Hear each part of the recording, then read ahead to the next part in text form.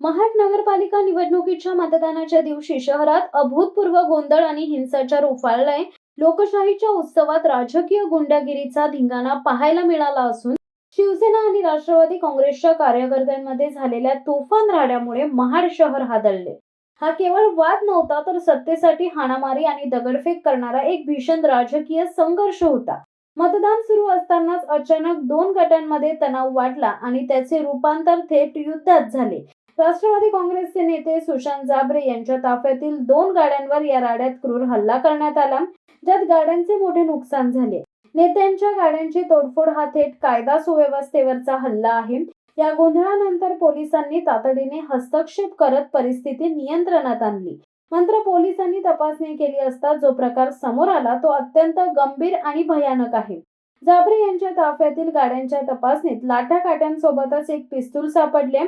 या पिस्तुलाचे कनेक्शन थेट राजस्थान आणि जम्मू काश्मीर पर्यंत आहे। हे पिस्तूल जम्मू काश्मीर मध्ये नोंदणीकृत आहे। पिस्तुलाचा मालक राजस्थानचा रहिवासी आहे। तो युवक गेल्या 2 ते 3 दिवसांपासून महाड मध्ये गुप्तपणे वास्तव करतोय।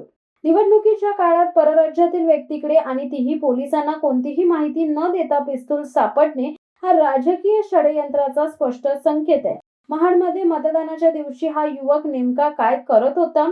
राजकीय नेत्यांच्या ताब्यात हे पिस्तूल आलेच कसे? यामागे मोठा कट असल्याचा संशय आहे।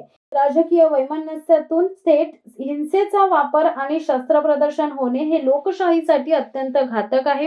निवडणुकीच्या सुरक्षेचा दावा करणाऱ्या प्रशासनाला या घटनेमुळे मोठा धक्का बसलाय। पोलिसांनी दोन्ही गटांच्या तक्रारीनंतर गुन्हे दाखल केले असले तरी या प्रकरणाची खोलवर तपासणी करणे गरजेचे आहे। उपविभागीय पोलीस अधिकारी शंकर काळे यांच्या मार्गदर्शनाखाली पुढील तपास सुरू असला तरी शहरातील तणाव कायम आहे। महाडमध्ये शांतता राखणे हे पोलिसांसमोरचे सर्वात मोठे आव्हान आहे। या हिंसक वातावरणात नागरिक भयभीत झालेत। शिवसत्ता टाइम्स न्यूज ब्युरो, महाड। धडक बेधडक वृत्त देणाऱ्या आपल्या शिवसत्ता टाइम्स न्यूज चॅनलला लाल बटन दाबून सबस्क्राईब करा आणि बेल आयकॉनला क्लिक करायला विसरू नका।